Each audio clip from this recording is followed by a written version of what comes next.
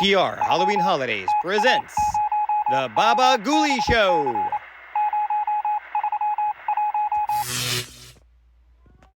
With cartoons from Watchwaddle.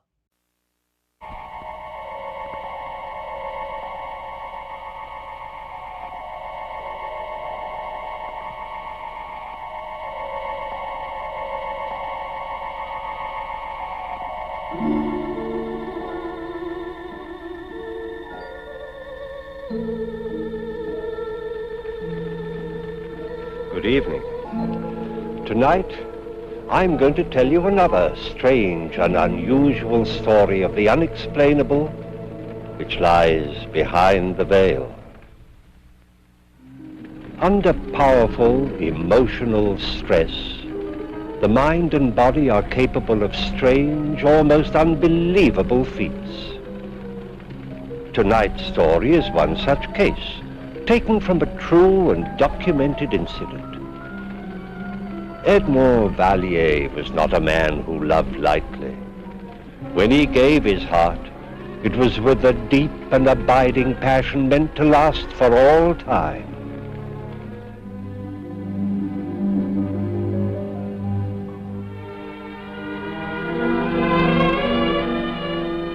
Marie, what would I do without you? Edmond, dear, I'm very much afraid you'll have to learn to do just that. Never. You see, I'm going to be married.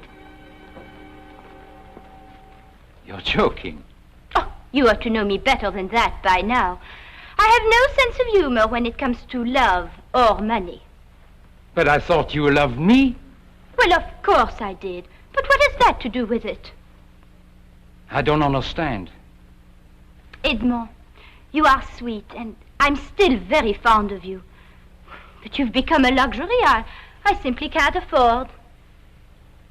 Who are you going to marry? Darling, you'll never guess. Not in a million years.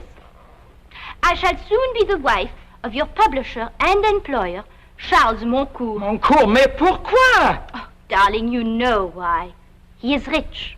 He can afford to give me all the things I want. No. No, that I will not allow. Please don't be tiresome, darling. You know I detest a scene. Besides, I see no reasons why we can't go on being friends. Friends? Well, of course. See, I've brought you one might call it a going-away present. You writers are so symbolic. I thought you'd appreciate this. A symbol of the future to commemorate our past. It's a genuine crystal ball. Au revoir, Edmond. Charles will be waiting for me. Oh, darling, as soon as we are settled, you must come and have dinner with us.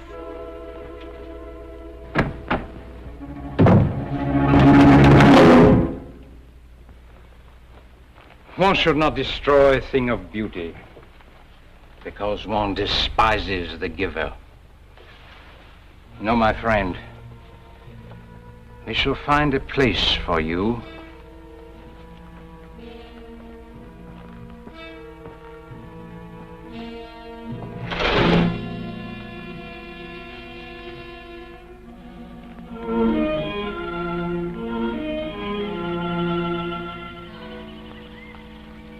Symbol of the future, huh? Perhaps she's right. Perhaps in the future I will learn to love, not as well, but much more wisely.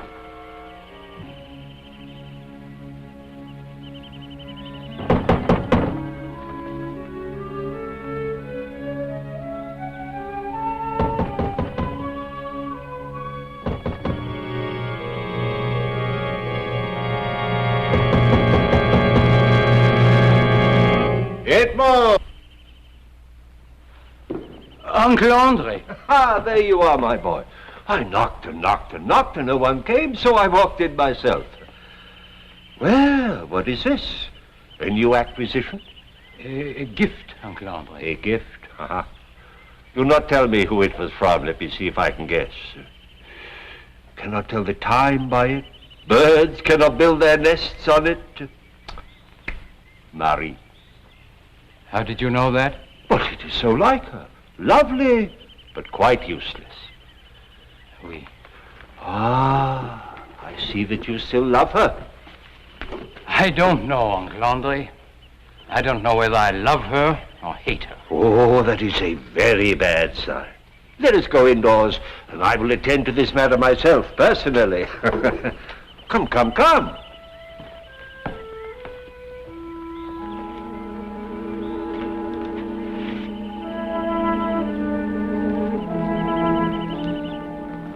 Hello. Let me have Marie's letters. How do you know I have any? Oh, mon cher. Zavalier and my nephew. You could not possibly fall in love with a woman who did not write long, passionate love letters. And as a writer of sentimental nonsense, undoubtedly you kept them. Now let me have them.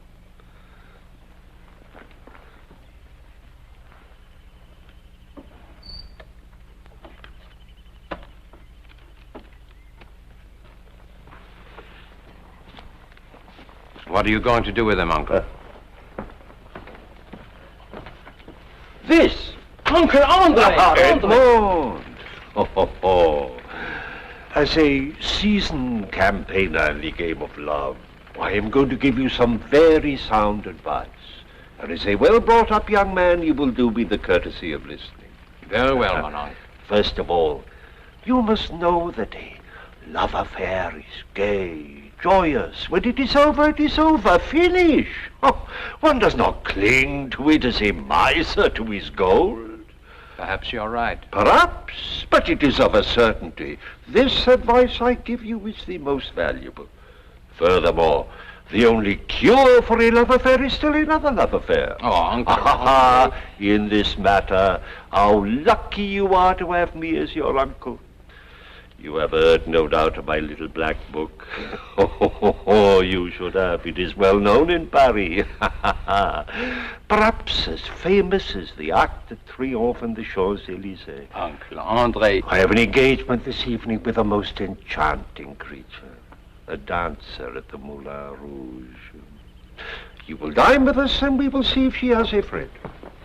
Uncle Andre, I know that you're trying to be helpful, and I thank you. But I must try to get some work done. It goes hard, eh? Ah, it does not go at all. Ah, well, perhaps work may be the answer, but I doubt it. But remember, in any case, your Uncle Andre has the right solution. I will remember. I go now. My engagement begins at 8 o'clock.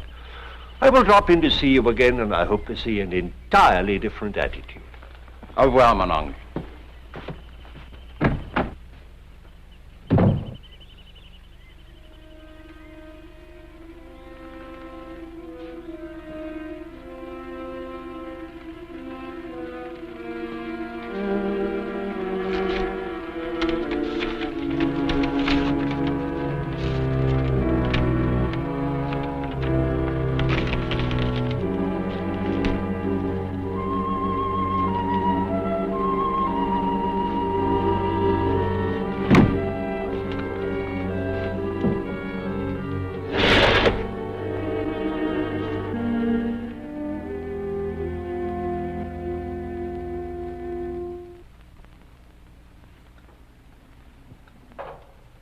My dear Edmond, my presses cannot remain idle while I wait for my writers to write, you know.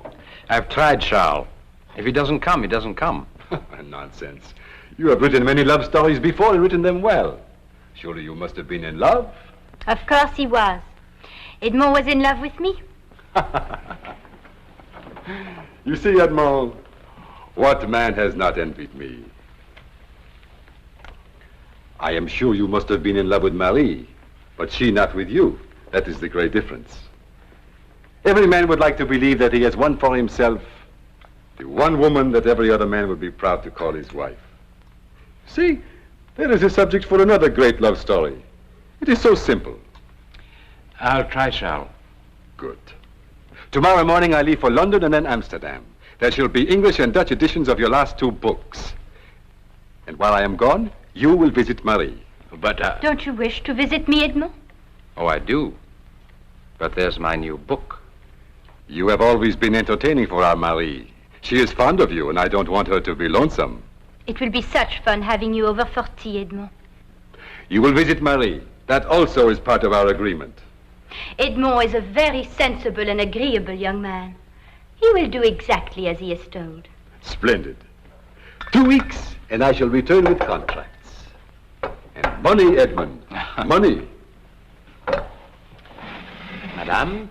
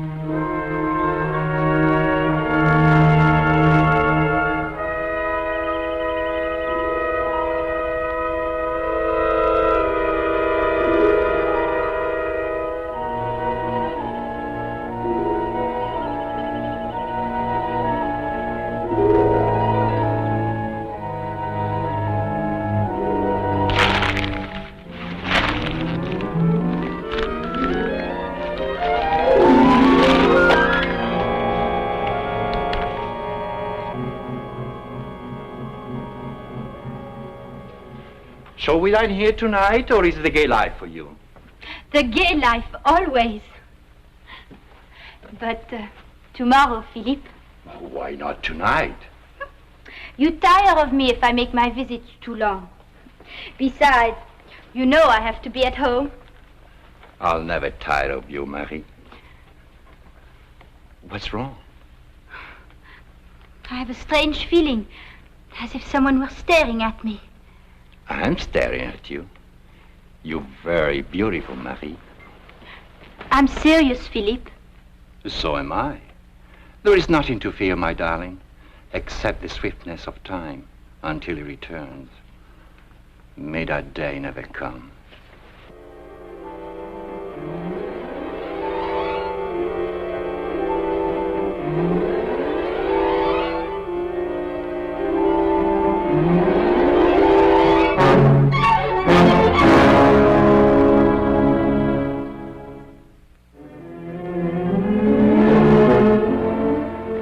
Edmund, my boy, but you look terrible.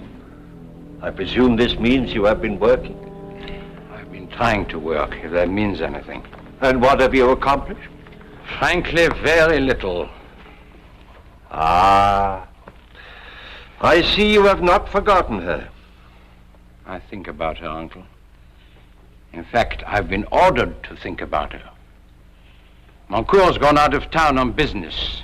He asks me, mind you, if I wouldn't mind dropping in on her occasionally so she would not be lonesome. That fool! He knows I was once in love with Marie. Ah, then he is not a fool. On the contrary, he is very intelligent. Well, if I can find the time, I'll drop by. I disapprove. But I'm afraid you will find the time. Edmund, my boy, you must forget this woman. Let me get rid of this silly thing. No!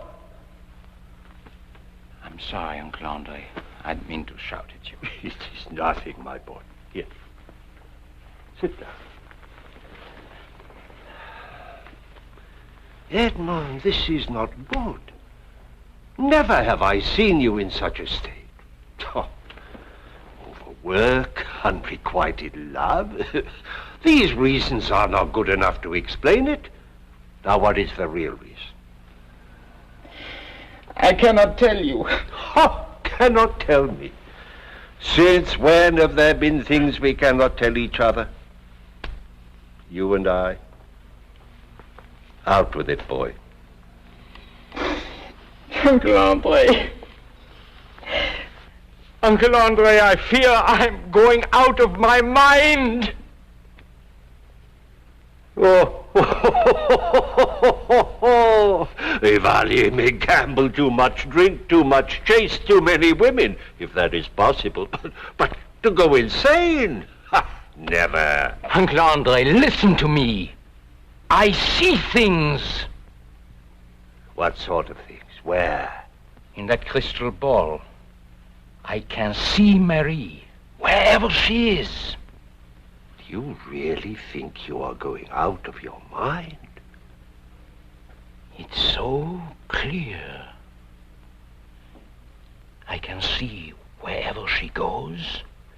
I can even see whom she is with. Whom she is with?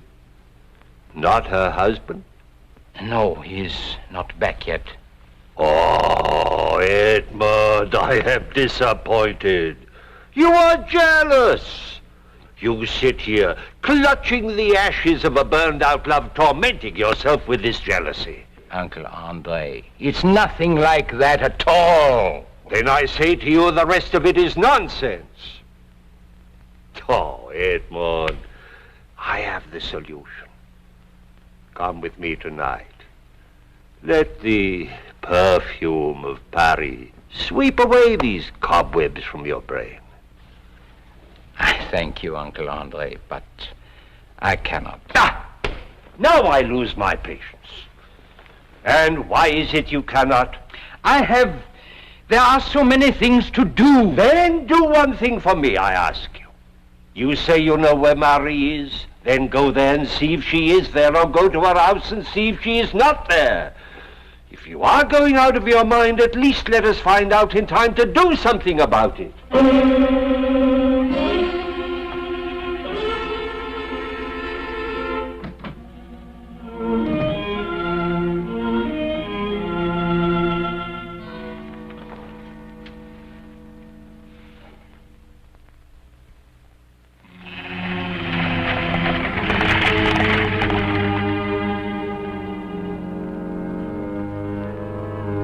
Thank you very much.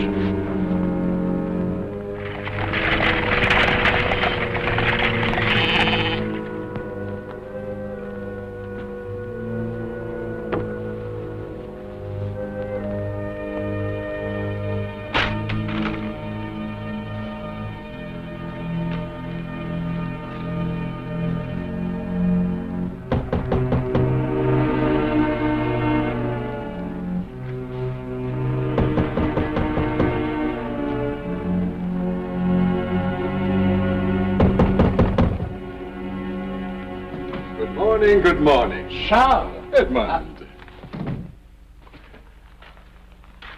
Well, this time I can see you have truly been working. Yes, but you've come back early. Almost a week. And with wonderful news, Edmund.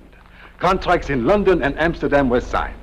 And I have promised them at least 2 more new books by you. Thank you, Charles.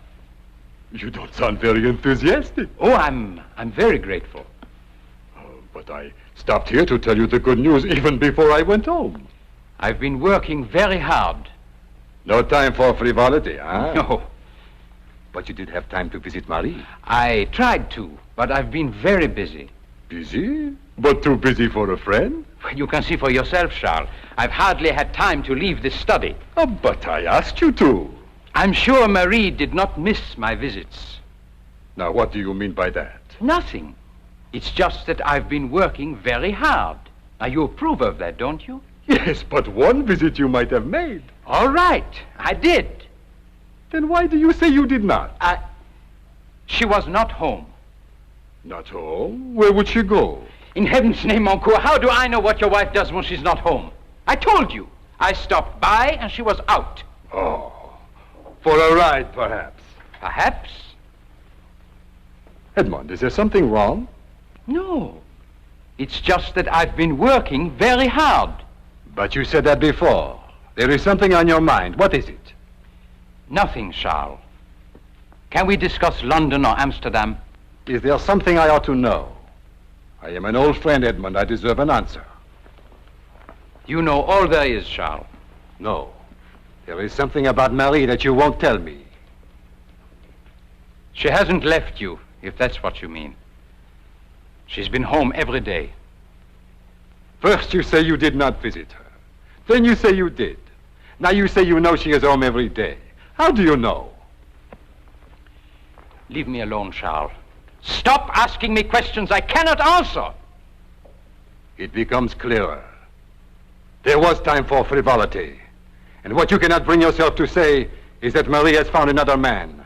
And that man is you. No, it's not me. I give you fair warning, Valier. I shall ask Marie. And if what I suspect is true, I will kill you.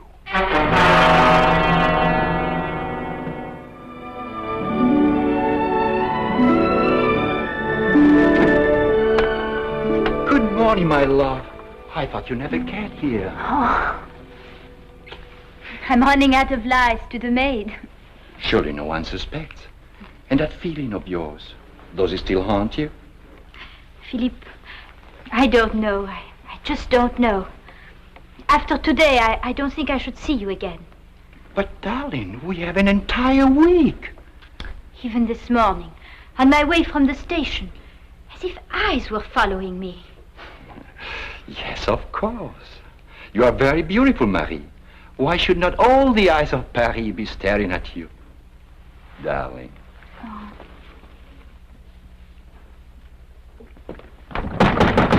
Valier! Valier! Valier! Where is she? I warned you, Valier. Where is she? Charles, she's not here. You lie. First you besmirch my name, then you make a fool out of me. Where is she?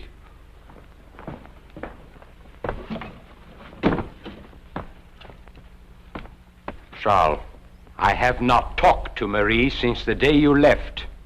You and I were friends, long before either of us ever met Marie. Will you not take my word that I am not involved with her? No, I will not. You know more than you will admit. If you were my friend, you would tell me what you know. Where does she go? Very well, Charles. I would spare you if I could, but every day Marie goes to Paris and meets a man. Who is this man? I do not know his name. I know where he lives. He's an artist, a painter of beautiful women. How do you know all this? I have watched them every day since you left. You are a vicious liar. I was a fool to think that I could trust you. I met your Uncle Andre in Paris, and he told me that you have not left this house in days. That is true. Nevertheless, I have seen them. You are not even a good liar, Valier. Do you think I would believe anything you say? This has gone far enough. Charles, you want proof? Yes. Very well. I'll give you proof. There. There what? Your proof! What am I supposed to see? Marie and that painter. Are you blind? She has on a gray dress with the lace at her throat and on the cuffs. Don't you see her? Edmund, there is nothing but a crystal ball. Or is this another one of your tricks? Charles, what's happening to me? I don't know. Either you are a very good actor or... I don't know. Very well. We'll find out which. Where are you going? To Paris. Either Marie is with this man right now, or you'd better have me committed to an asylum. Oh, forgive us, mademoiselle. We've come to the wrong place. Edmond, let me take you home. You are not well. I should have realized. They're here. I know they're here.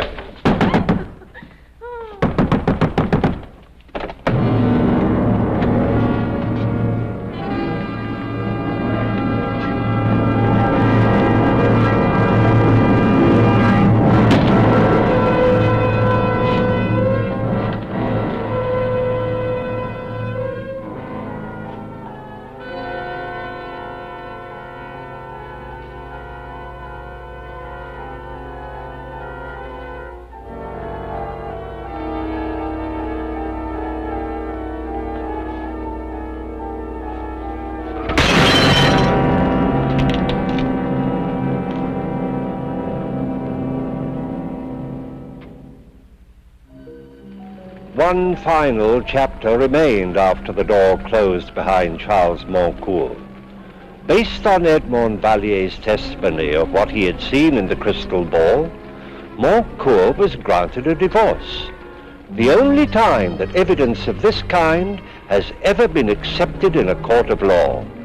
But although his testimony was accepted, there has never been an explanation as to how happenings of this kind occur. Please join me again for another journey into the world of the unexplainable which lies behind the veil. Good night.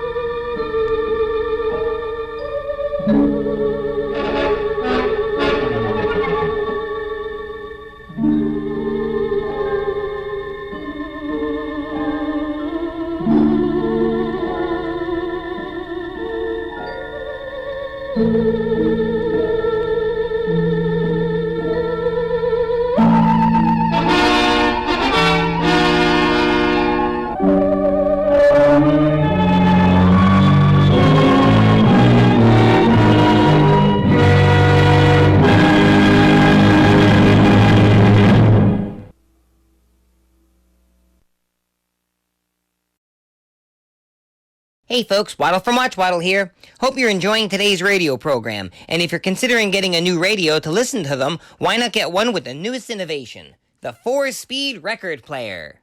Because available now is our newest hits from Watch Waddle Production. Check out me and the gang and our hilarious, zany, and crazy tunes, filled with spoofs, gags, and jokes. Available in our playlist collection. Check them out for some cheap laughs and running gags. Well, and when we say running gags, we ain't kidding, brother. Screwy Forest's Watch Waddle cartoons. Available on Channel Watch Waddle.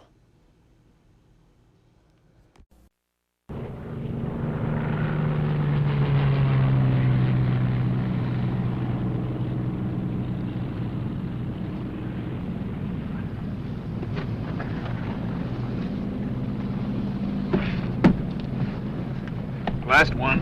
Okay. Strap them down tightly, boys. It'll be bumpy over the mountains. Stay with it, Pete. He's an experienced man, Oh, Dad. go on. These things break loose very easily. Dad, he knows what he's doing. Look, you've got to learn to take charge, to supervise, get the job done. But, Dad... Oh, why can't you do it without arguing? Never learn to be a flyer that way.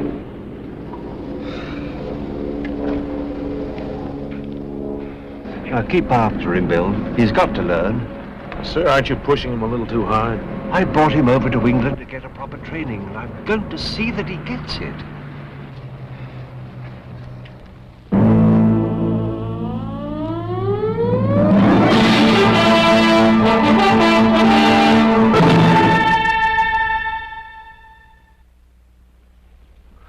What you're about to see is based on an actual experience. Explain it? Oh, I wouldn't even try. But I do think you'd be interested in exploring with me that strange world that lies behind the veil. You know, it's a curious thing, but it often happens. When a young man is trying to decide what his life's work is going to be, it's sometimes a sensitive time for both father and son. Our story takes place in Europe, where Peter Wade has established a thriving air service.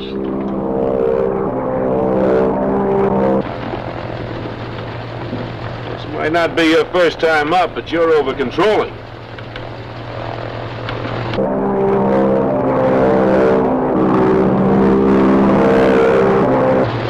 I'm gonna check the cargo. I'll check it. No, you keep a heading of 145. Don't drift around to the north. Those ridges come up at you awful fast. Oh, now don't you start to.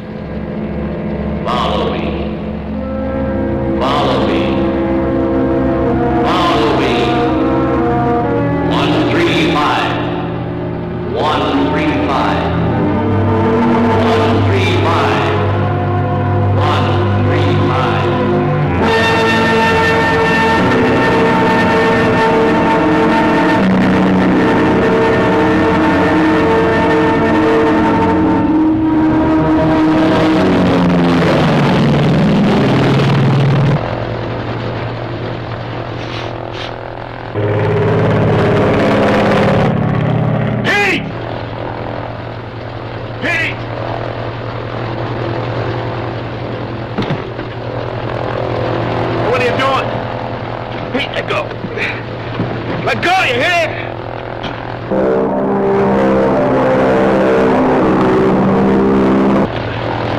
Let go! Let go! Pete! Pete!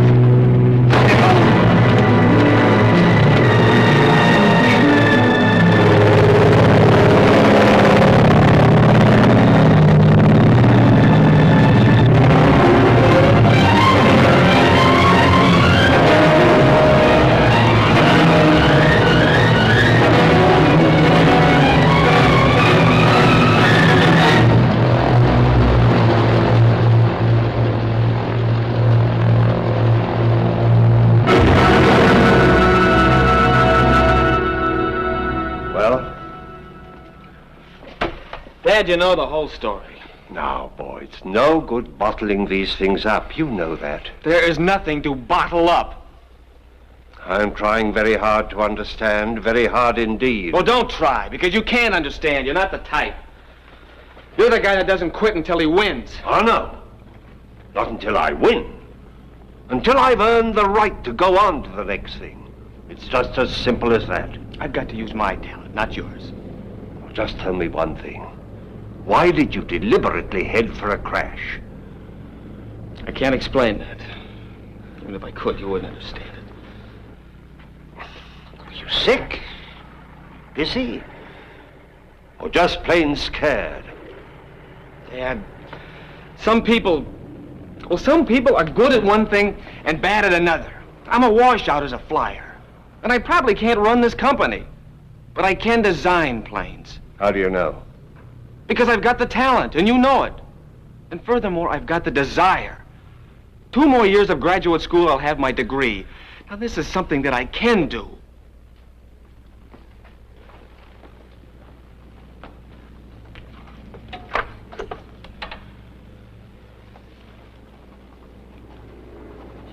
What's that for? Tuition, books, board, room, the works. And if and when you feel you've really earned the right to go to graduate school, it'll be right there. Dad, I'm just trying to face facts about myself. Now, is that being a quitter? Only you can answer that. But let me tell you one thing. Doubt in any area is malignant. It grows. It can destroy anything you do.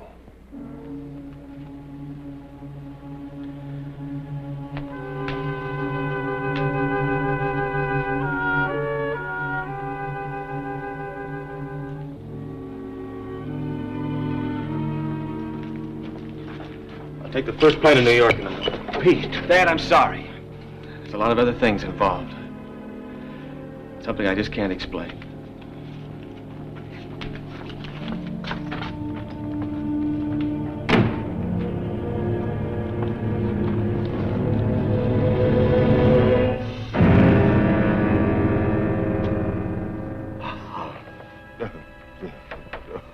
What? No, no, no. I can't do that. No, I can't. Wally. They're hit, I tell you. They're hit. They're out. Jump, everybody, jump. No, you've got to go. Just here. Grenoble. Jump. No. That chute, you can't. Shot full of holes, no good. Wally. What? No, Dad, don't wait ask. Dad. Oh.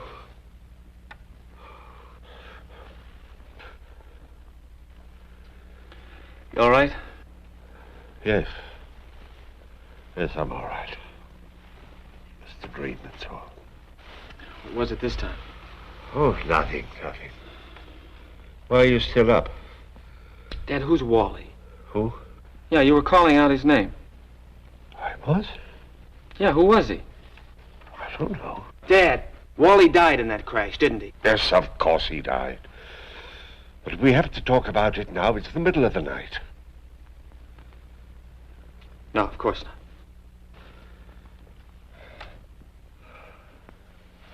Good night, Dad. Good night, boy.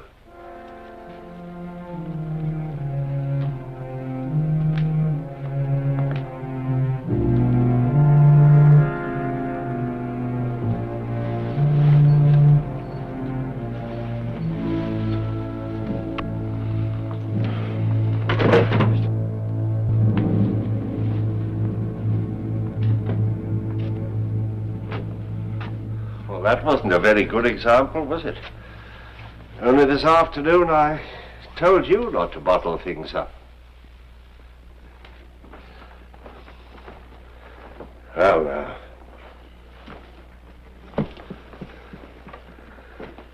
You wanted to know about Wally Huffner.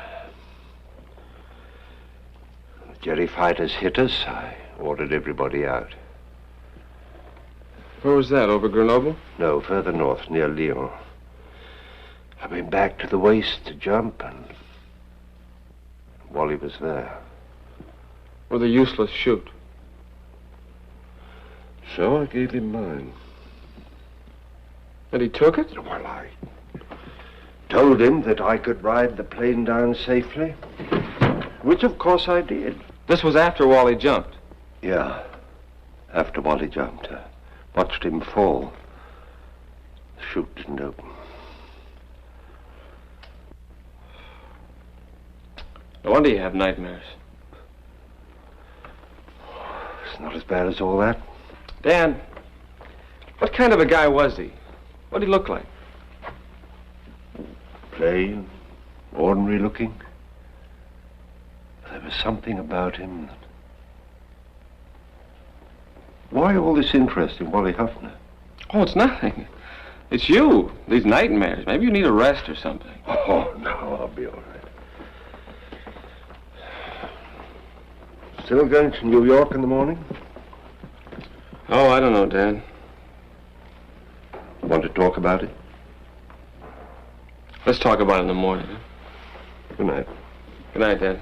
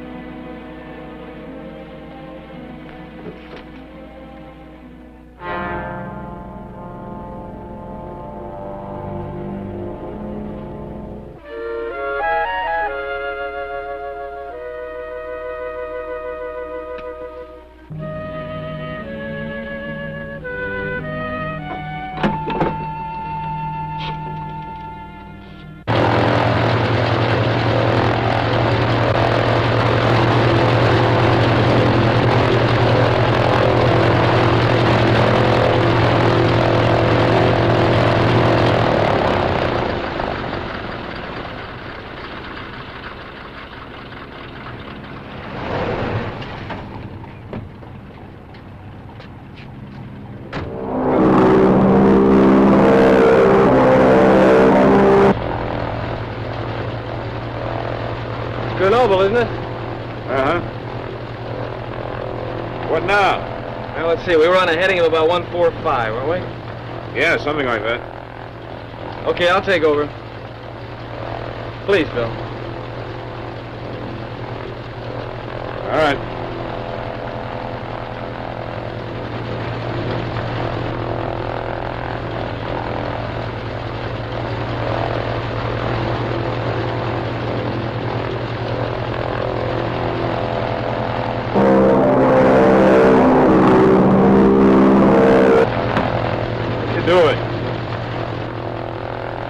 Reflection this morning. You see anything?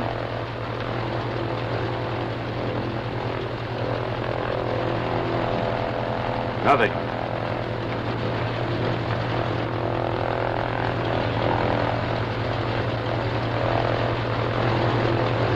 Well, I guess I'm wrong. It's not the same now. Huh? You might as well go on home, huh?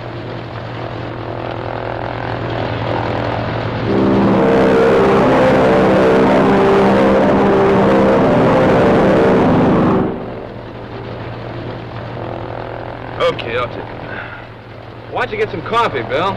It's in the back. Go on, I'll be all right.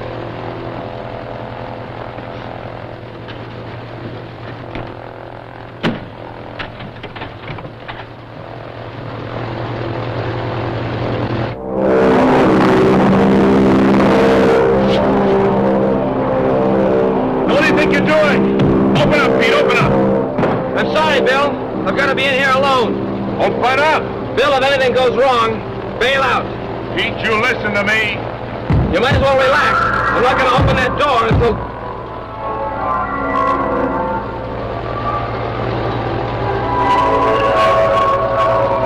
Pete? You all right? Answer me. Look at me. Look at me. Look at me. Follow me. 1, 3, 5. 1, 3, 5. 1, 3, 5. 1, 3, 5. 1, 3, 5.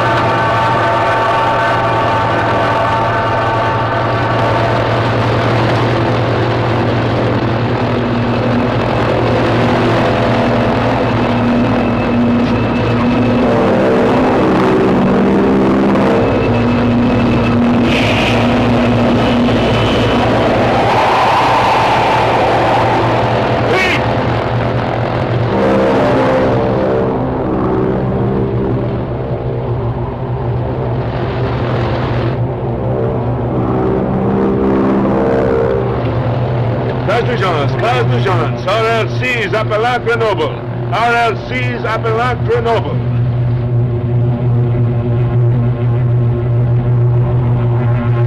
Cause d'urgence, j'ai besoin de l'hélicoptère. Cause d'urgence.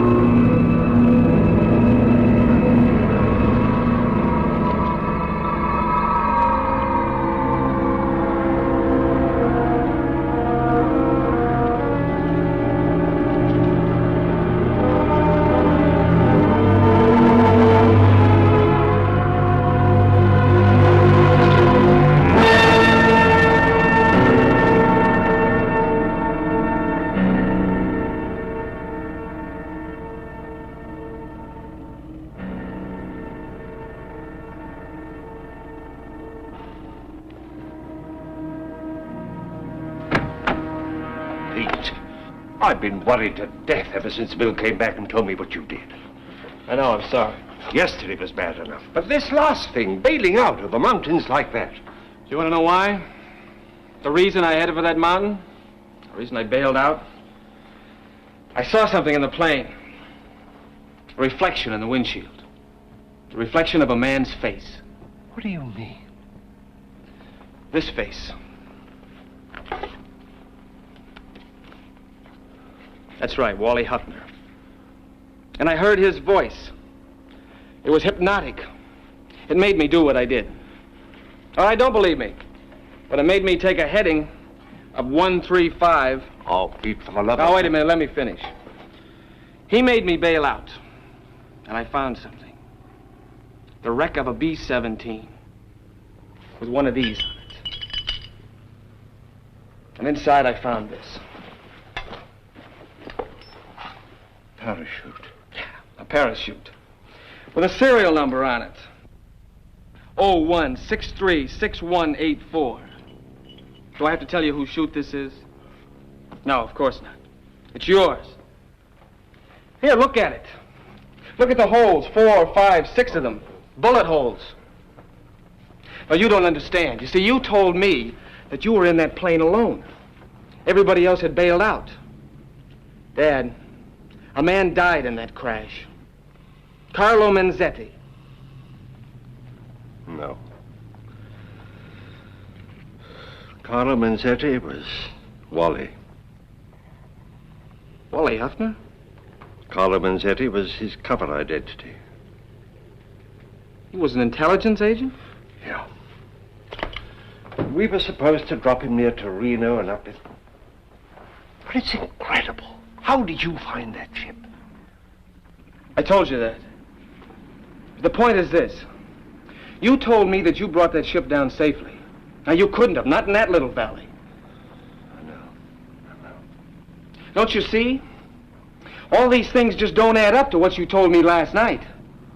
Last night, I was trying to protect you. Protect me? From further reasons for doubting yourself. My own uncertainties. What have your uncertainties got to do with me? You think that I took Wally's parachute. Saved my own neck at the expense of his life. Well, it's true. You took somebody's parachute. Yes, it was Wally's. Ship had been hit and he was badly hurt. But not dead. No. I killed him. You what? We were over enemy territory. He had orders not to be taken by the Wehrmacht, and in his breast pocket he had a capsule. He insisted that I give it to him. And you did? The plane was losing altitude. We were drifting in fast over those mountains. There was very little time to think. Oh, I had so many doubts and uncertainties. I even filed a false report with the OSS, saying it had been hit by flak. What do you mean, doubts? Maybe I should have tried harder to get Wally out of that plane. But you said that he insisted on that capsule. Yes, but why? Was he really afraid of recapture? Or was he sacrificing himself for me? He was capable of that. Dad, that Italian parachute that they gave Wally, that would only hold one person, right? Yes, and he should have had it. But he couldn't even have pulled the ring. Not wounded the way he was.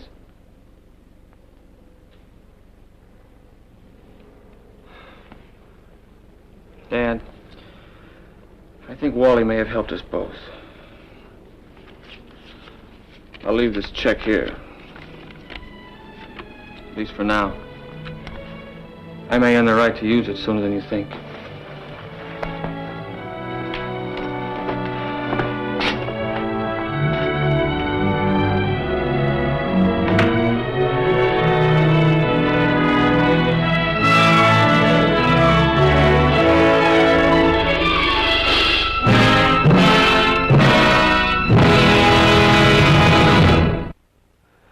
So far as Pete Wade Jr. is concerned, there's no question about the apparition of Wally Huffner. He saw it. It happened. How it happened? No man can tell. I mean, of course, no living man. Well, won't you join me again for another journey into that unknown world that lies behind the veil?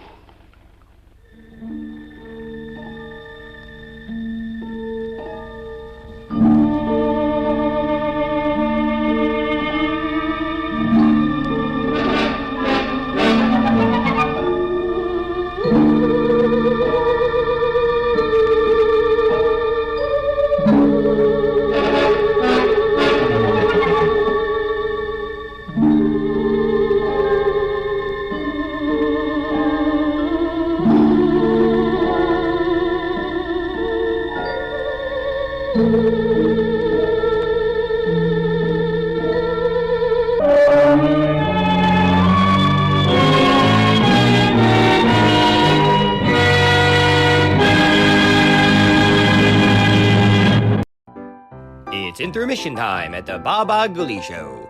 Time to refresh yourself and visit our snack bar. Got a yen for some hot popcorn? How's about your favorite soft drinks, which are sparkling cold?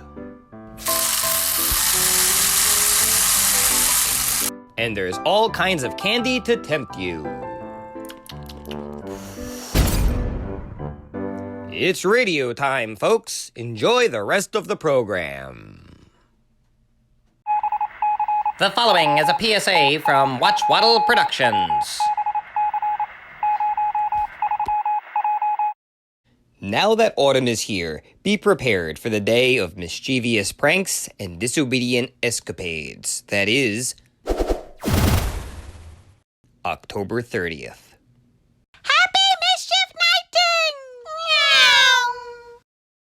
Halloween Eve. Before the tricks and the treats, there's Mischief Night. Thank you very much, ladies and gentlemen. We now return you to the Baba Ghoulie Show on OTR Halloween Holidays.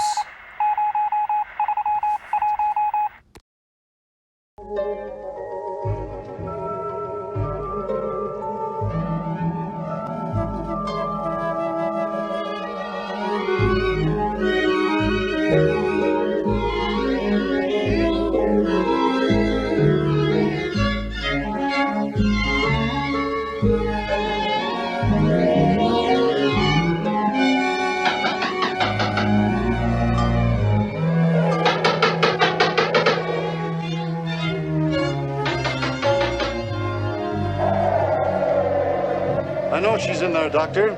She's always in there, with her cursed mirrors.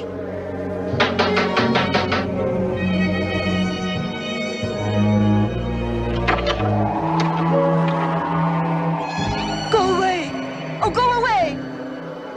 Leave me alone, can't you? Leave me alone with my mirrors. A beautiful young face in the mirror, a pitiful old face at the door. Could they have been one and the same? Some people say that mirrors never lie. Others say that they do, that they lie, they cheat, they kill. Some say that every time you look in one, you see death at work. But most of us see only what we want to see. And perhaps it's better not to see too deeply into the darkness behind our mirrors. For there live things beyond our imagination, as sure as my name is Boris Karloff. But if you're skeptical, stay with me and watch The Hungry Glass with those others who doubt. William Shatner, Joanna Hayes, Russell Johnson, and Elizabeth Allen. Oh, you'll be perfectly safe. That is, if you turn your own mirrors to the wall and make sure that your television screen casts no reflection.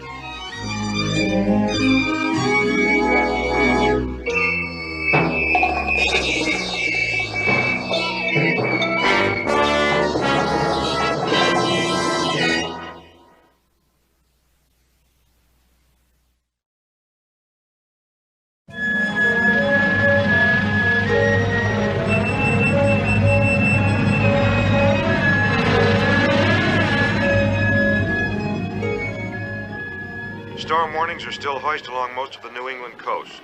though the Weather Bureau now reports that the gale has spent itself and is sweeping harmlessly out to sea. Damage cannot yet be estimated, but power failures have plunged many areas into total darkness. The northern tip of Cape Caution is among those affected. We return you now to recorded music.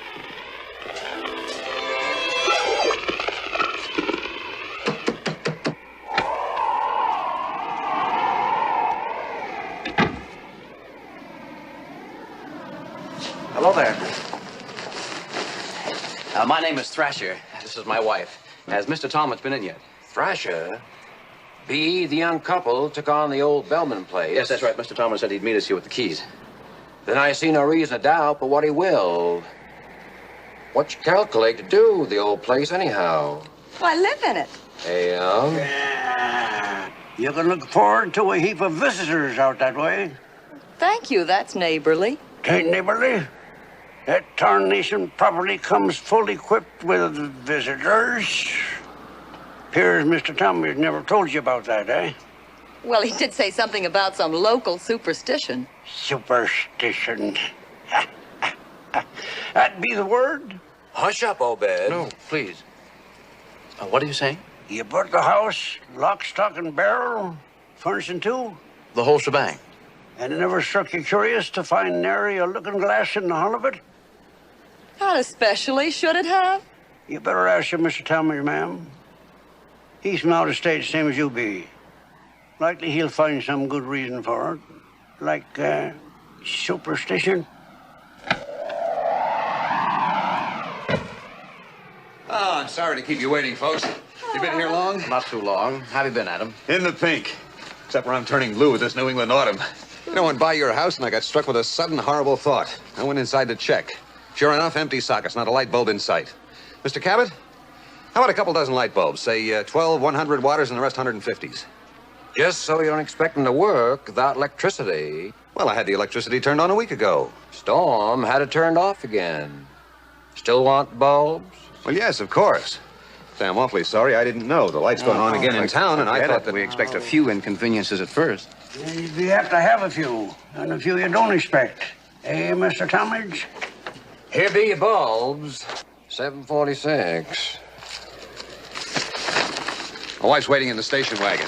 She insisted on coming along. She wants to meet you and give you some sort of welcome. How nice of her. Well, it's the only one you'll get around here.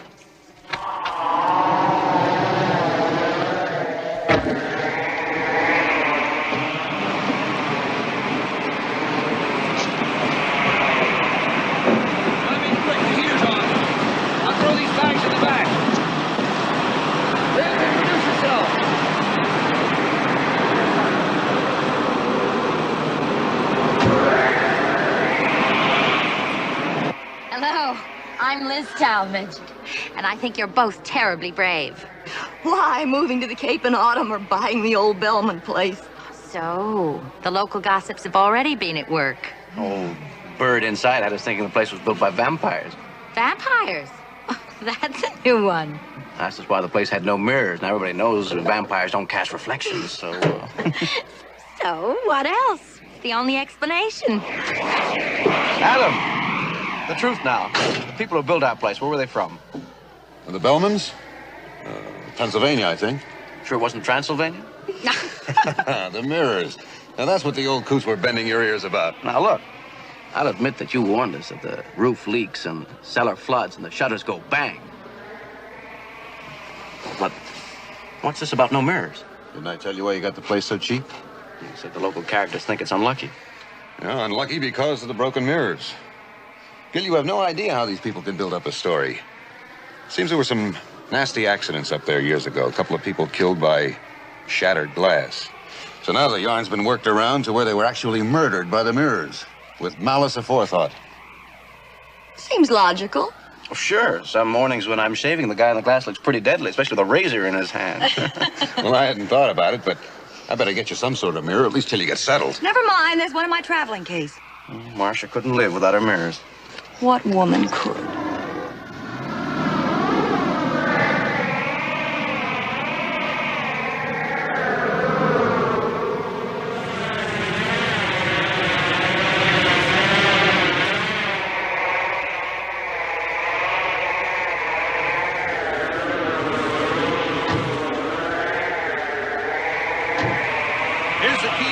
go ahead, open up.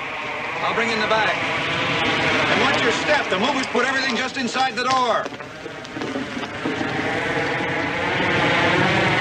This is the only one of Adam's properties I've never seen from the inside. The outside was sufficient.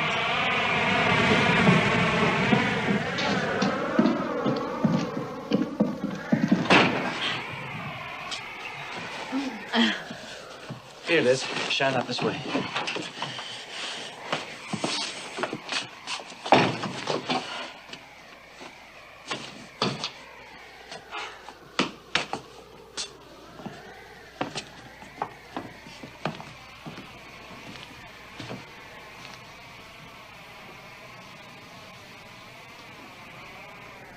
Well, well.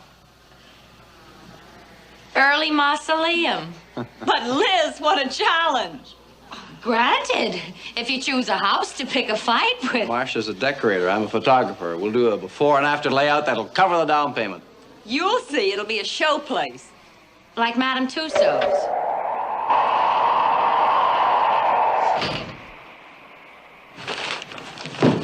Well, Liz, now do you believe I can sell anything? Darling, I'll never doubt you. Actually, he tried to sell us any house, but this one, I think he was trying to keep it for himself. Right, I needed a place to keep my old razor blades.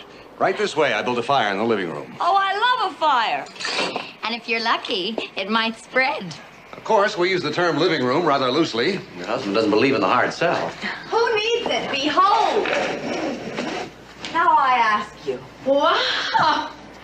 Wide screen! Is that too much? Our own private ocean. And by a startling coincidence, here's a bottle that came all the way across it. Hey, champagne and chilled, too. Yeah, I put it on ice when I built the fire. Now, how many real estate agents would supply these sensitive little touches? Only those with a guilty conscience, dear. Actually, Liz, we practically had to force him to take our money. Here's what really sold us. Hey, you never have heard my pitch, have you? Well, better late than never. I propose a toast to your new home at Cape Caution, folks. That year-round playground where there's never a dull moment, something stirring every second. For example, in the wintertime, you can sit on the east side of your house and follow the sun around to the west. And in the summertime, you can sit on the west side of your house and follow the shade around to the east. The devil? Liz, what is it? Behind you in the window! There's nothing there. But there was! Somebody's standing there reaching for you. Impossible. It's a sheer drop down there, over 100 feet down to the reef. But I saw him! Fine, fine. You saw him. In the meantime, I'm bleeding to death. Oh, Adam, what happened? When you let out that howl, I dropped the blasted bottle and cut my hand. Let's take a look at it. Can you flex your fingers?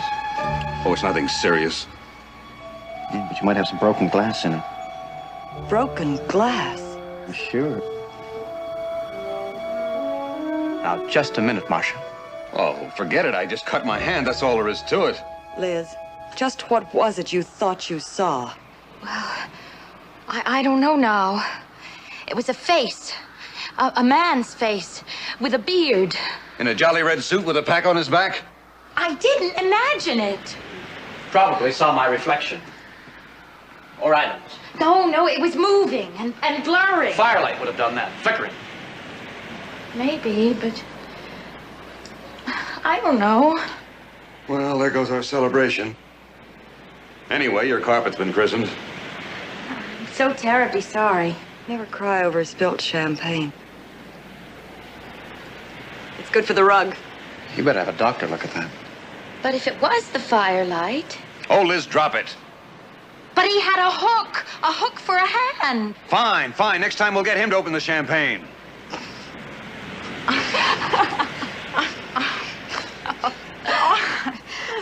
I feel like such a fool. No. My little Liz is nobody's fool, except maybe mine. Well, it's one thing for me to knock you, but don't let me hear you doing it or you'll have a fight on your hands. But I spoiled our party. Oh, and your precious hand. And all that champagne. I'll grow a new hand and we can get more champagne. In fact, we will. Tomorrow night. Beware of geeks bearing bubbles. Now that's a promise. Make it 8 sharp and I'll spoil some steaks. Oh, I think it's only fair to tell you that When my wife is having a real good time, she's apt to scream a little. Fine, fine. I'll hike down the hill 2 miles and warn the neighbors. Come on, woman, let's quit while we're ahead. Marcia, let me bring something. I fixed a marvelous potato salad without potatoes. Fine, fine. And I set a beautiful table without a table. That's what floors are for. What else? Welcome home, dear. I really mean it. Thanks, Liv. Find the left hand, Gil. With lots of luck. Thanks. I'm pretty sure and have that looked at. Well, I'm going to get fitted for a hook.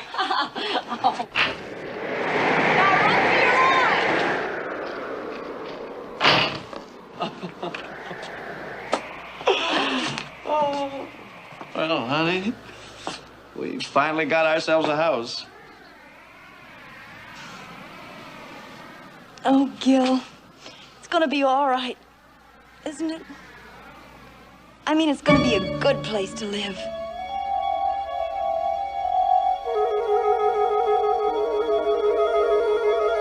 Gil? Sure, honey, sure. It's gonna be fine.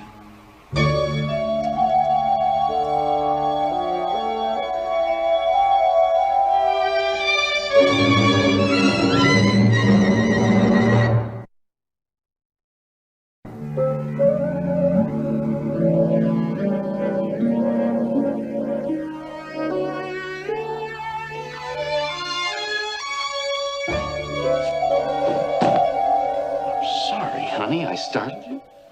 Oh, Gil, I saw your reflection, and I thought, What did you think, Marcia? what have you done to yourself? Oh, cut myself shaving. Guess we both got the shakes. But that's a terrible gag. It wasn't your fault, honey. My fault. Well, next time, will you whistle or blow a horn or something? I mean, don't just pop your head in while I'm all tensed up over that 2-bit pocket mirror. I could have cut my throat. Oh, you saw me in the glass. So now we're even. One good turn deserves another. Gil, Mm-hmm. I haven't been out of this room since you left it.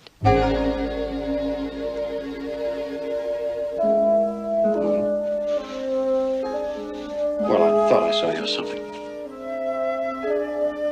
I mean, just for a second, it seemed to be moving behind me. Must be that cheap glass, some sort of reflector. Gil, do you believe what you're saying? Of course I do. A little light we get on that side of the house bounces in off the ocean, reflects all over the place. Like the firelight last night. Look, let's level with each other. We've both been having some pretty peculiar sensations, right? All right. And they've all had to do with mirrors, glass. Now, there's nothing more powerful than the power of suggestion. If you let it take hold of you. When I had the fever in Korea, I saw things you wouldn't believe. They said I was delirious, but I knew better. What I saw was real. The doctors were delirious. But you're not delirious now, and neither am I. No, but the point is, we're both very susceptible to suggestion. All this garbage about no mirrors. I mean, just because some oddball couldn't stand the sight of himself and had him all jerked out, even the medicine cabinet. But why? Why would anybody do that? I still stick to my original theory. It was Dracula. Now, Gil, be serious. Liz Talmadge saw something, too. How do we know that? Really, what do we know about Liz? I mean, she's bright, attractive, built. But she could also be a kook. Who knows? Maybe she's jealous. Maybe she wants the place for herself. Well, it's true Adam didn't want to sell it to Oh, her. I'm not saying that, honey. I'm not saying anything. Except, What? let's not jump to conclusions. There's never been a question that didn't have an answer. I mean a plain, common sense answer. Yet it's as if somebody doesn't want us here. I never felt so unwelcome.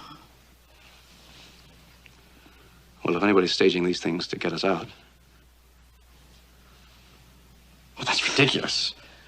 Who'd want the place? We did. Hey, don't use the past tense. We still do. And whether we do or not, we're stuck with it. It's simple economics. We got the place cheap because nobody else would have it. We couldn't sell it. We couldn't give it away.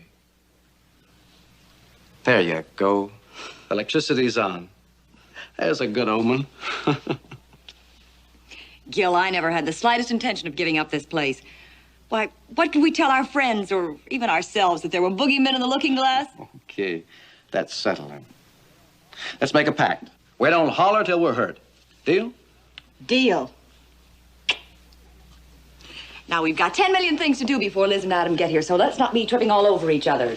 You start setting up your dark room in the cellar, and I'll look around for places to put things. I think I'll take a few horrible shots of the interior first before you turn it into a Joan Crawford set. That's me, nightmares into daydreams and pants pressed while you wait.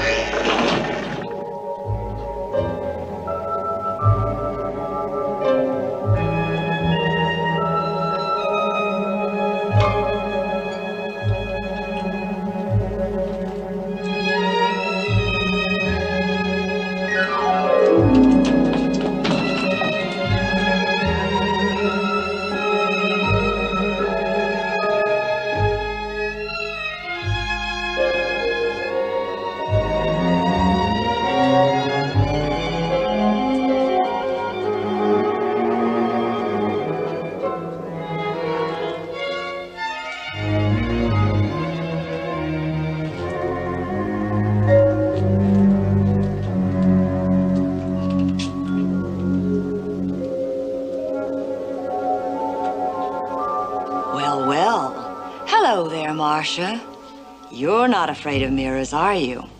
Why should you be? You have nothing to fear. Not yet, anyway. Not for a few more years. Marcia, where are you? I'm up here, darling, in the attic. I found the mirrors. What? I found the mirrors. I found the mirrors. Big mirrors, little mirrors, fat mirrors, thin mirrors. It's like the fun house. Hey, look at all the junk. Somebody sure pulled out in a hurry. But it's not all junk. You'll see. We'll find enough authentic antiques up here to pay for the place. Why, I've already found a screen that'll buy us a car. Hey, I'll bet old Adam didn't know about this. Maybe we did latch onto a bargain after all, huh? You want to see the monkeys more fun than a barrel of? Have a look inside. Go ahead. They don't bite.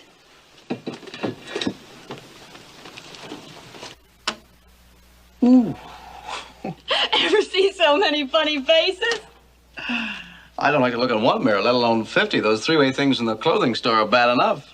That's because you're not a woman. You know, darling, I didn't realize what I'd been missing around this house until I stumbled into that room. Why, mirrors bring a house to life. Well, you ought to know. You spend half your life looking into one. All right. I'm vain, foolish, and female, and I like mirrors. And they like you, baby. First thing I'm going to do is dust them all off again and put them up again all over the house. Let's not lose our heads. You know the old saying, people who live in glass houses shouldn't. And my old granddad used to say that if I didn't stop staring at myself in the mirror, I'd go blind. You know what I said to him? What? I said I'd quit when I needed glasses.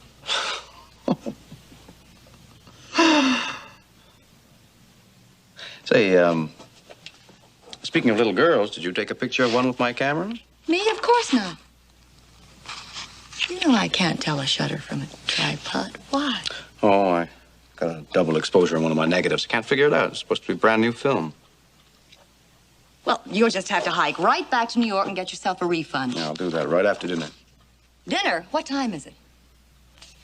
It's getting on towards 6. Listen, Adam, they'll be here any minute. It'll be 2 hours yet. But I've got to start the charcoal for the steak, set the floor, bathe, dress, makeup. Oh, Gil, be a doll. Help me move that big stand-up mirror down to the bedroom. I just can't get dressed in that traveling case. You sure you want to take that chance? Chance? I mean, somebody did think you had a reason for putting them all out of sight up there. And I once knew a lady who had 3 French telephones pulled out of her apartment because they kept her awake singing the Marseillaise. All right. We'll stick by the deal. We don't holler till we're hurt. I'll start rustling that thing through the door. You get some blankets and rope to wrap it up in. Right.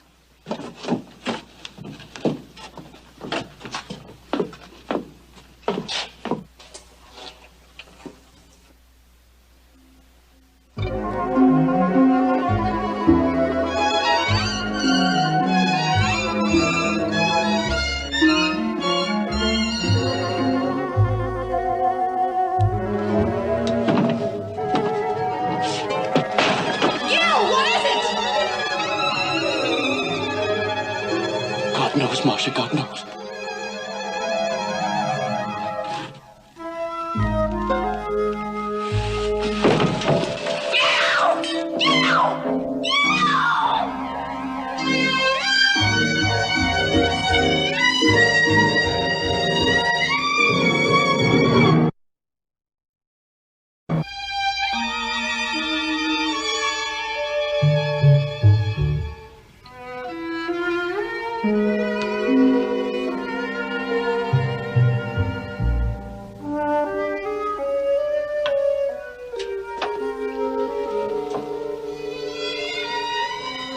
Now tell me, Gil, what was it? What happened? I told you. The attic. Stuffy little room. Got the sweating, got the shakes. It was the old trouble. But you've been over that for years. Gil, you saw something, didn't you? No.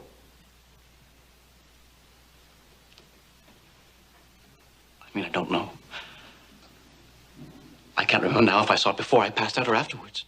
But you did see something. In my mind, yes. Ever since we got to this place last night, my imagination's been working overtime, playing tricks. Listen, believe me, this is nothing to what I went through before. When I was really sick. Gil, you've got to see a doctor. What for? The army doctors told me I'd have to expect recurrences now and then. You never get the stuff completely out of your system.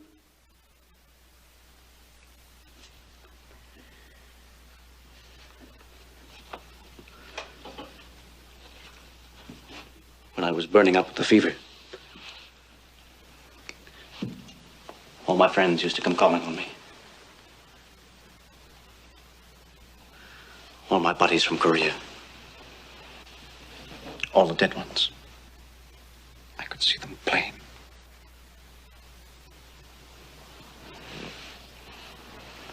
And was it one of them you thought you saw upstairs? No. But it wasn't any more real than they were.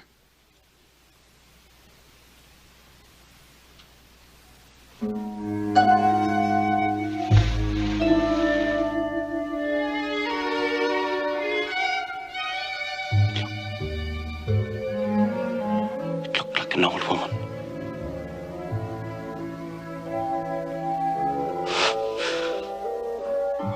With a fan.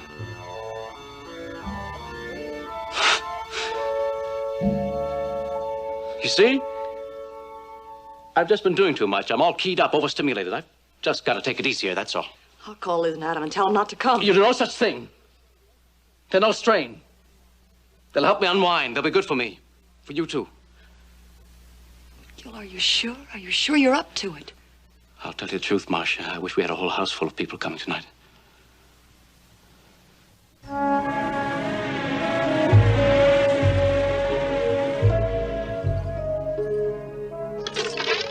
Here's champagne to our real friends and real pain to our sham friends.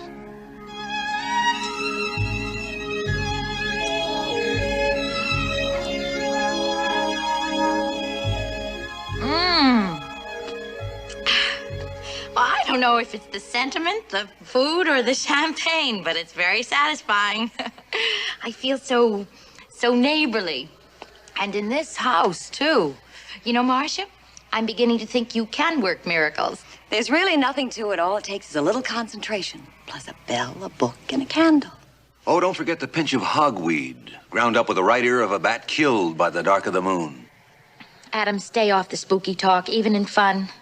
Oh, I'm sorry, dear. Aren't you in good voice tonight? Liz had an offer from the Met today. They heard that high note of hers in New York. Oh, Adam, aren't you awful? Huh? He won't let me forget it. Why should I? I'm proud. I've got the only stereophonic wife in Cape Caution. Come on, Liz. You don't have to listen to that. Let me show you what I'm going to do with the rest of the house. Well, if we don't come back, it's been fun. I'll go with you. No, stay put. You boys can talk about girls. If you want anything, dear, just scream. A barrel of chuckles, that boy. Kind of quiet tonight, Gil. You in a reflective mood? Reflective? That's a funny word to use. Is it? Never got a laugh with it. I mean, this house has a reputation for reflections, hasn't it? Oh, you've been listening to the local prophets of doom again. No, Adam. I've been waiting for you to tell me the story. Story? You know what I mean. What is it about this place? What do they say? You've skipped around the subject long enough. Gil, listen. I've been giving a lot of thought to this deal of ours. I haven't felt quite right about it from the start. So if you want to back out, I'll refund your down payment. Fair? Why? Why would you do that? Well, it's more important to me to make a friend than to make a deal. Pardon me if I don't think that's the reason. Well, what other reason would I have? You're the businessman. Suppose you tell me. If I were a businessman, I'd have never taken on this place. No local agent would touch it. Just another reason for the townspeople to resent me. And that's why you want it back. I don't want it back. I'm giving you a chance to get out. Thanks, but we're staying. Well, that's your privilege. Oh, what's wrong, Gil? Really? Why do you keep evading the issue? I've asked for the truth about this place. I'll find it out anyway, so why try to hide it? It's not a question of hiding anything. I didn't see the point of repeating a lot of careless talk. I did tell you the place had a reputation for being unlucky. You laughed. I expected you to laugh. But just the same, That's why the place hasn't been occupied for the last 20 years. That's why it's been standing here just like this without a single living soul inside it. Living soul? Oh, you're clever with words, Adam. All right, you want the story? Then keep quiet and let me tell it.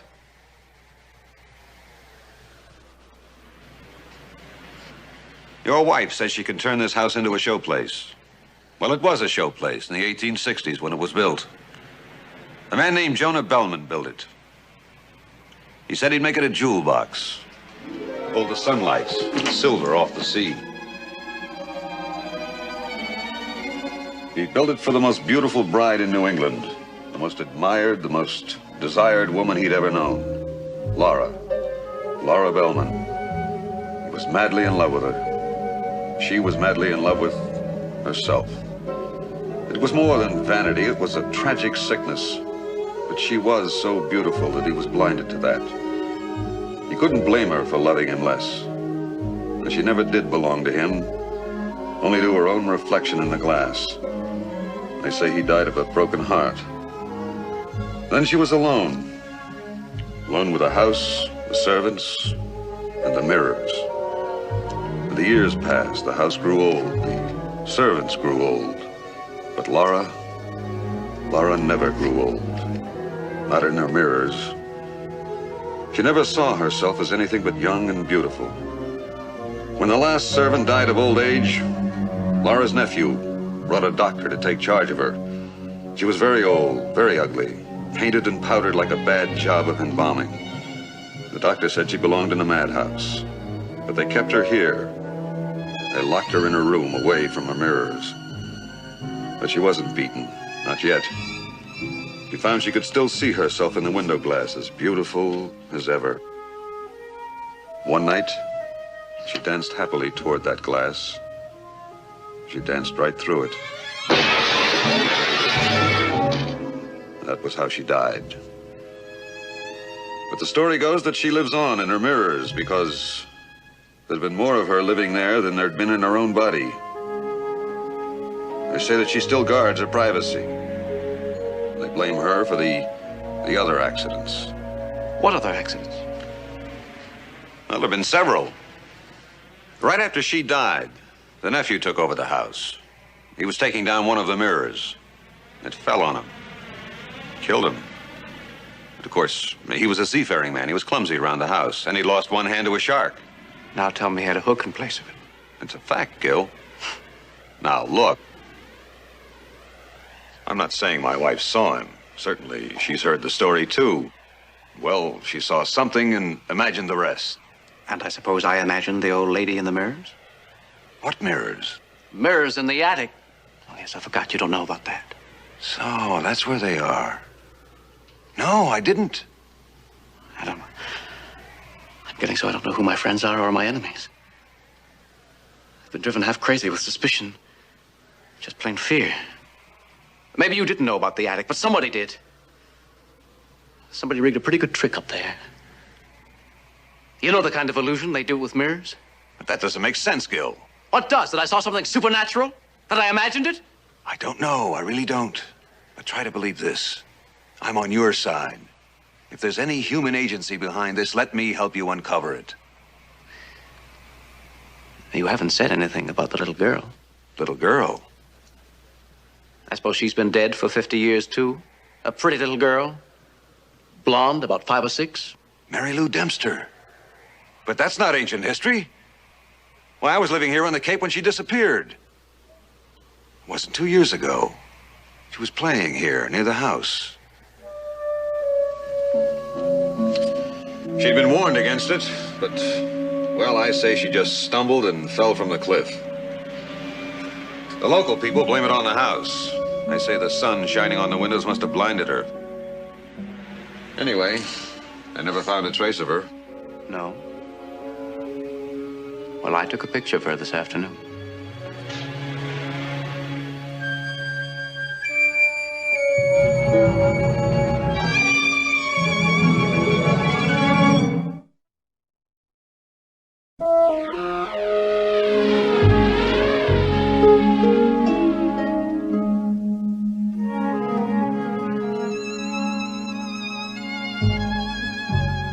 It's her, beyond a shadow of a doubt. You're awful positive. The police would never accept anything as blurred and washed out as that for any kind of identification. What are you saying? That I'm lying? That I don't recognize her? I don't know. I don't know what I'm saying. Adam, tell me I'm not losing my mind. That I'm not back in Korea somewhere having myself a nightmare. Or better still, tell me that I am. Well, you didn't imagine this, Gil. But it has to be some sort of hoax, hasn't it? I mean, a camera couldn't photograph a... Go ahead, say it. A ghost. That's what we're talking about, isn't it? Why do we keep dodging the word? All right, then answer the question. The answer is yes. You've heard of spirit photography? It was all the rage a few years back. Easy, Gil. You're working yourself into a nervous breakdown. I'm sorry. I'll be all right. I'll pull myself together. Well, we can't allow ourselves to accept that kind of evidence. I mean, it has to be a trick. Like you said, a double exposure. And all the rest of it. Sure. There are ways of getting those effects. Projected images on the window, slides, something like that. Sure. I don't know how they do it, but they do it. Sure, they sit up in the attic for 20 years. In a stuffy little room with a slide projector. And they wait. They wait for somebody to pry the catch off the door. Gil, please, get out of this house. Don't stay another night. What's the point? What do you have to prove? You're right. There's nothing else I can do now.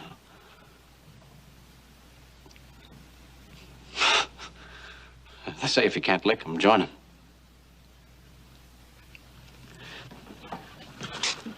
But I don't think I want to do that either.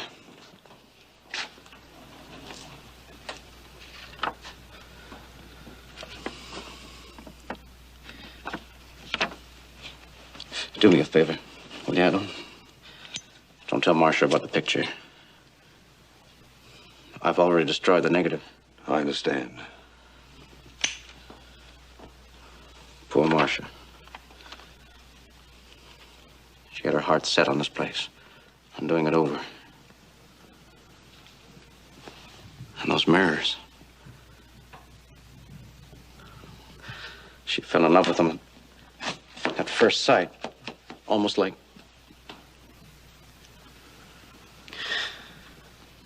What can I tell her? I can't tell her the truth. What is the truth, Gil? The truth is, we don't know. But nothing is worth this. Hello down there. How exclusive can you guess? Oh, hello, Liz. We're fresh out of cigarettes. Marcia sent me down to bum a couple. Down from where? Oh, we've been up in the attic having a party of our own. Nobody there but us chickens. You left her alone up there? Why, sure. But that's one place you can be alone and still have a crowd. I've never seen so many mirrors. What's the matter with him?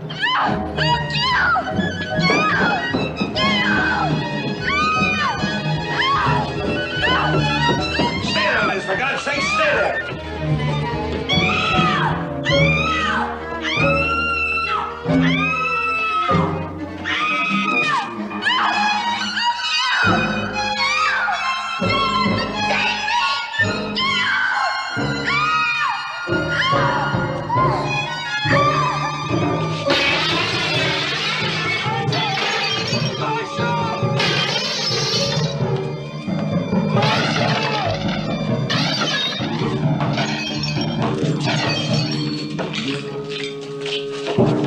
Let me go, you fool! Let me go! They've got Marcia! Can't you see them? I'm gonna go after them! Gil, stop it! Stop it! You don't know what you're doing! Look, they've got her! I'm gonna go after her! Well, she's here. Marcia's here. Look! Look down! Look at the floor! Look at the floor!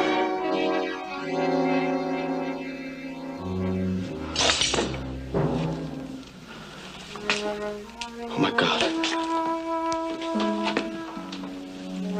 Oh, my God. What have I done? I've killed him. How? How did it happen? Oh, Marcia. Marcia, baby, I was trying to break through, trying to reach you. Through the glass.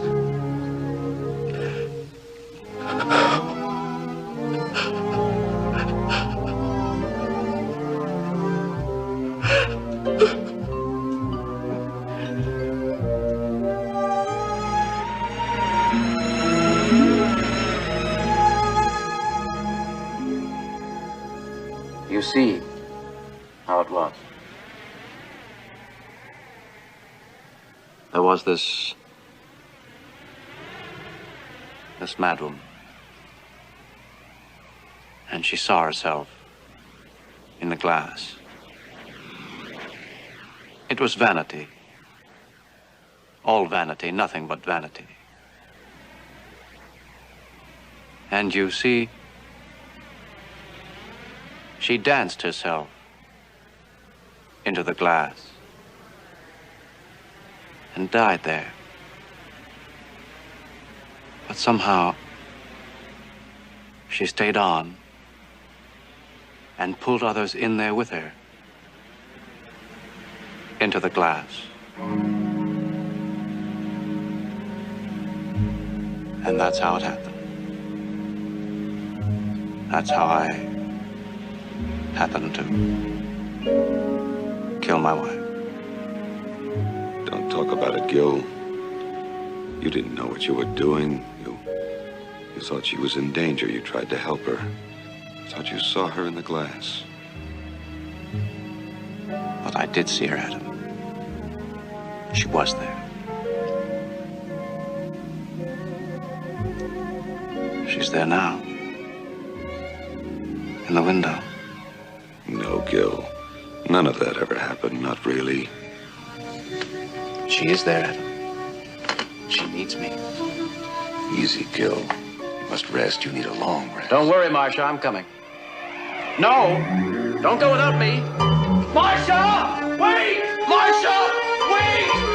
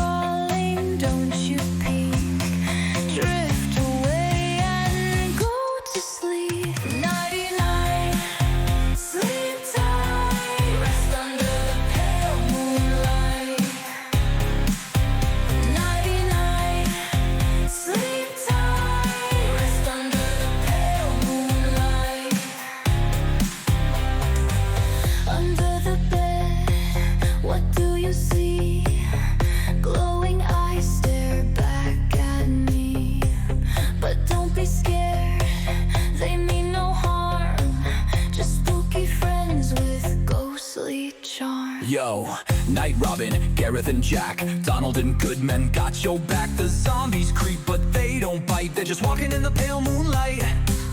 Werewolves howling, mummies chill, what's their deal? Even vampires keep it still. Skeletons tapping on the beat so tight. Jack-o'-lanterns flicker in the dead of night. Bats take flight, witches zoom, rocking you to sleep with a boom, boom, boom. Nighty-night, sleep tight.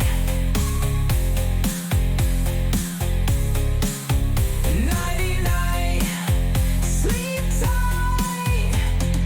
Ghoulies, don't you fear.